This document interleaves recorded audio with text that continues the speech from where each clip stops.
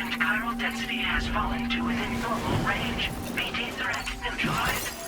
Please deliver your cargo to the research lab.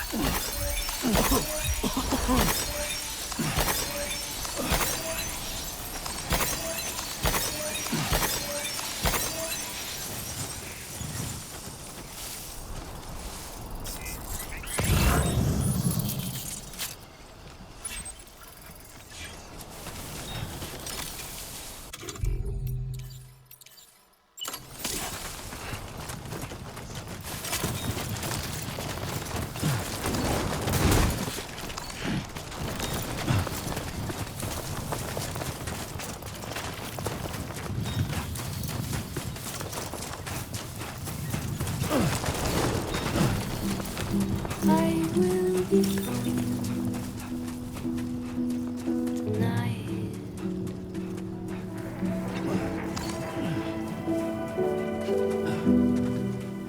Everything's done for a while,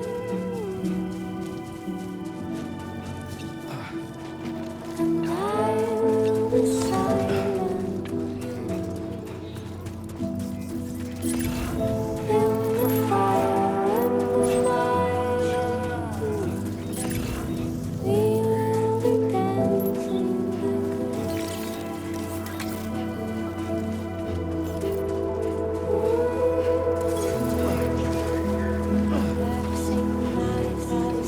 dancing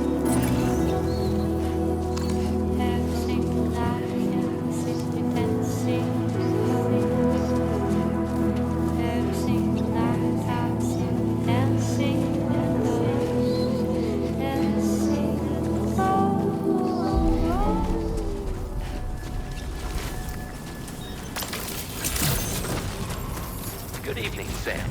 ID confirmed. Welcome, Sam. Security measures lifted. Weapons.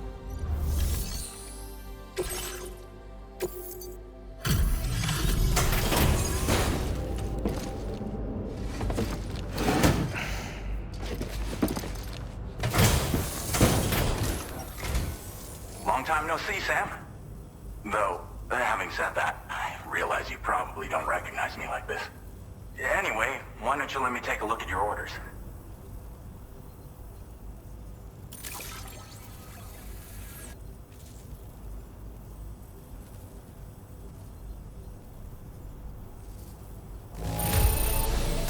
Don't see any major issues. Should be able to make use of it in this condition.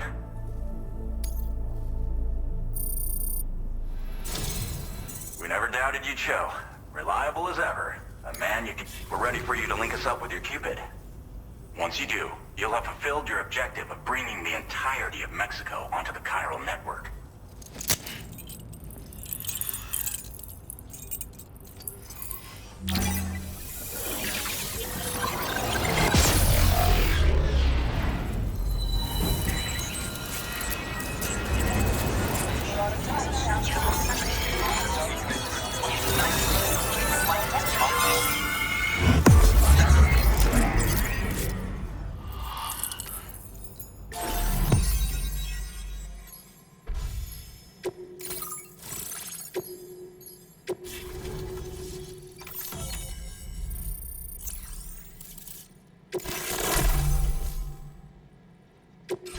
Now displaying your current order grade.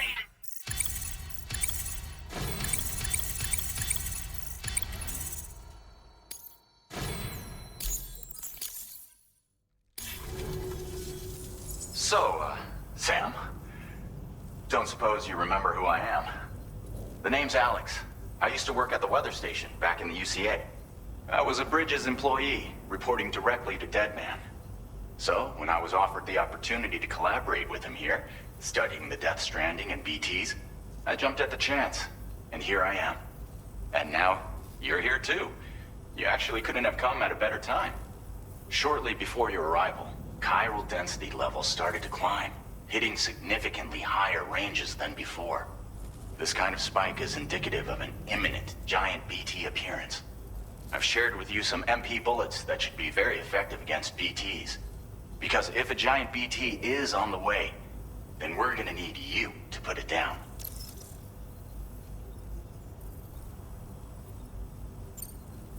it's hard to know when this giant BT is going to appear. So for now, you should rest up in your private room and prepare for a potential fight. That's both mine and Deadman's recommendation. We'll keep you posted, Sam.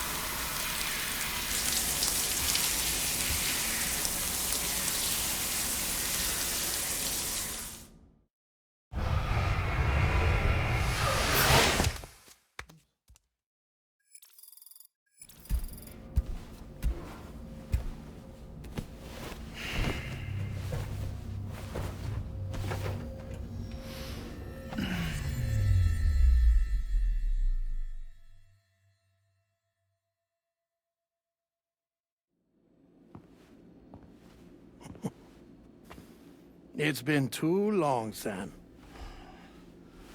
You were a good friend to me. One I could never forget.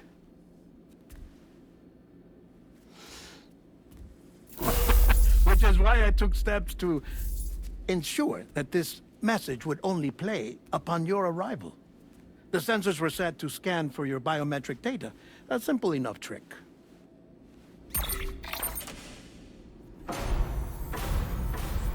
Now, this was originally a geophysics laboratory established for the study of earthquakes.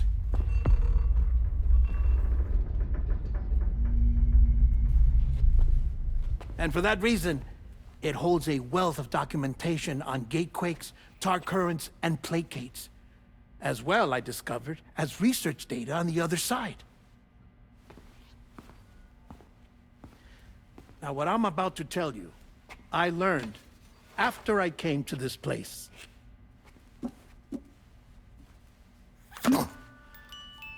Imagine that this is the lab. Though it's relatively close to the northern tip of South America, the continent is entirely cut off from us by a tar belt. And so we have no idea what's going on down there. Nor do we know the state of any continent other than our own. The researchers here were trying to establish contact with the rest of the world. They were well equipped to do so, as the facility had once been used to launch research satellites.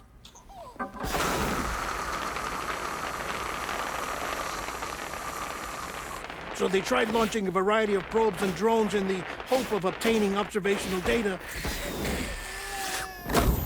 with no success. The Earth, you see, is shrouded in a thick layer of chiralium that renders electronics inoperable at altitude. So they tried sending ships across the ocean. Oh, yes. Oh, but that failed too. The high concentration of chiralium in open water proved too corrosive, invariably causing them to sink. But then the researchers found some rather rare birds on their doorsteps. Birds not native to the region.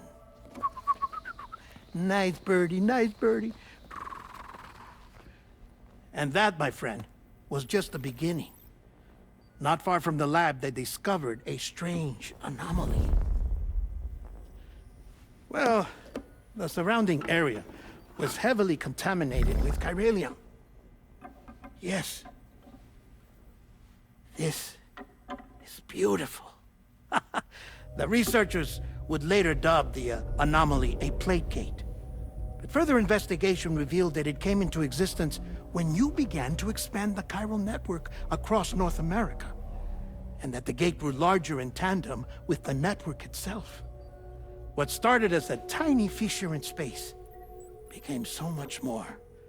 The researchers duly installed cameras to study the gate and its surrounding area. Now, to their surprise, they caught footage of some unusual marsupials. Yes, a kind you wouldn't expect to normally encounter in Central America, like the birds. But to confirm their suspicions, they sent an autonomous robot through the gate.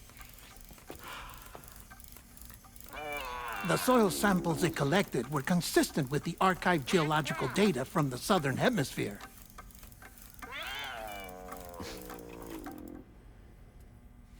Not long after, several men and women came through the gate. They spoke English, and they confirmed that they had indeed come from faraway Australia. We finally knew the world outside North and Central America had survived.